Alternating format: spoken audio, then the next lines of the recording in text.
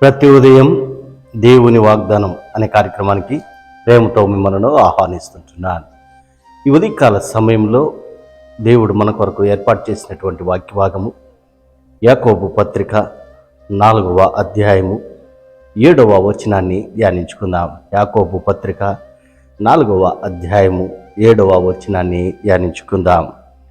కాబట్టి దేవునికి లోబడి ఉండుడి, అపవాదిని ఎదిరించుడి, అప్పుడు వాడు మీ యొద్ద నుండి పారిపోవును.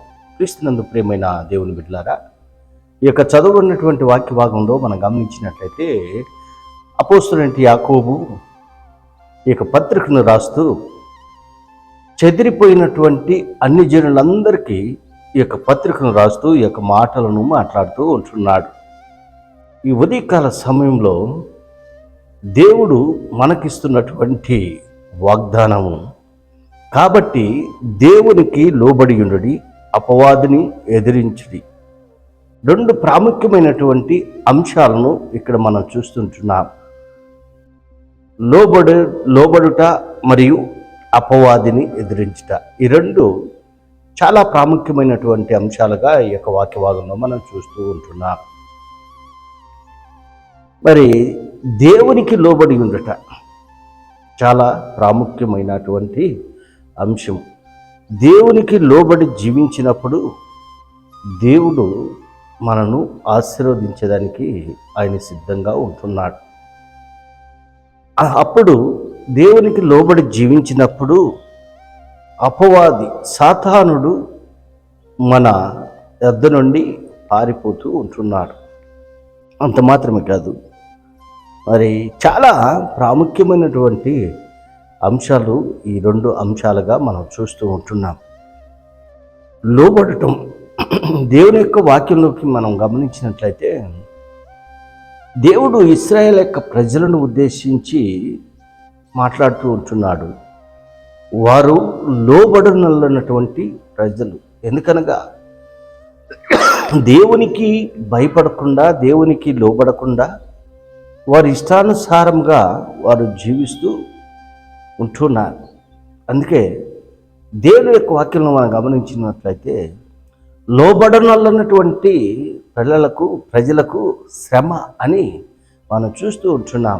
దేవుని యందు భయభక్తులు లేకుండా, దేవునికి భయపడకుండా, దేవునికి లోబడకుండా జీవిస్తూ ఉంటున్నప్పుడు వారి జీవితాలు మరి అస్తవ్యస్తంగా ఉంటున్నాయి. ఎందుకనగా దేవుడు వారిలో మరి నివాసము చేసేదానికి ఆస్కారం ఉండదు. ఎందుకనగా ఎప్పుడైతే దేవుని యందు భయభక్తులు కలిగి దేవునిలో లోబడతామో అప్పుడు దేవుడు కార్యాలు జరిగిస్తాడు. మరి అపవాదికి ఆస్కారం ఉండదు. దేవుడు మనలో ఉంటే, దేవుడు మన హృదయంలో ఉంటే అపవాది మనను ఏమి చేయదు. మరి బైబిల్ గ్రంథంలో మనం గమనించినట్లయితే యోబు భక్తుడిని మనం చూడగలం. యోబు భక్తుడు దేవుణ్ణి మాత్రమే ఆరాధించాడు. దేవునికి భయపడి, దేవునికి లోబడి జీవించినట్లుగా మనం చూస్తుంటున్నాం. అపవాది దగ్గరకు వచ్చినా కూడా యోబును ఏమి చేయలేకపోయాడు. ఎందుకనగా దేవుని యందు భయభక్తు కలిగి మరి దేవుని యందు విశ్వాసం ఉంచాడు. కాబట్టి యోబు ఆశీర్వదింపబడ్డాడు. మరి ఇంకను అనేక మందిని మనం గమనించినట్లయితే దేవుని యందు భయభక్తులు కలిగినటువంటి వారు మరి వర్ధిల్లుదురు అని దేవుని యొక్క వాక్యంలో మనం చూస్తుంటున్నాం. క్రీస్తునందు ప్రియమైన దేవుని బిడ్డలారా, ఉదయకాల సమయంలో మరి ఈ మాటలు వింటున్నటువంటి నీవు నేను దేవుని యందు భయభక్తులు కలిగి మనం జీవిస్తూ ఉంటున్నామా? దేవునికి లోబడి మనము బ్రతుకుతూ ఉంటున్నామా? మన జీవితము ఏ విధంగా ఉంటున్నది? దేవునికి ప్రేమైనదిగా ఉంటున్నదా? దేవునికి ఇష్టమైనదిగా మన జీవితాలు ఉంటున్నాయా? మరి దేవునికి భయపడకుండా, దేవునికి లోబడకుండా మన ఇష్టానుసారంగా మనం జీవిస్తూ ఉంటున్నప్పుడు మరి అపవాది మరి మనం ఆవరించేదానికి ఆస్కారం ఉంటుంది.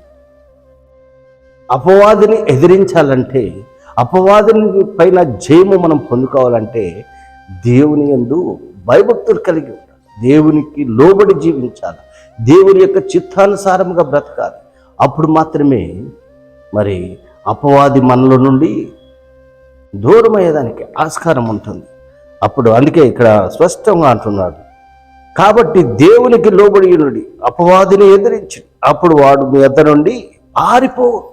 ఎప్పుడైతే దేవుడు మనలో ఉంటాడు, దేవునికి లోబడి మనము జీవిస్తాము, సాతానుడు మనలో నుండి పారిపోతాడు.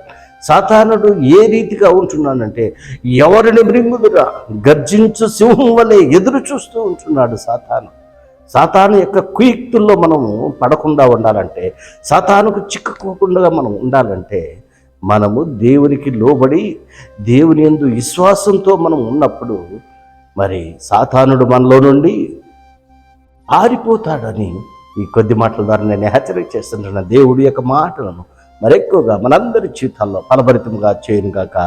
ఆమేన్.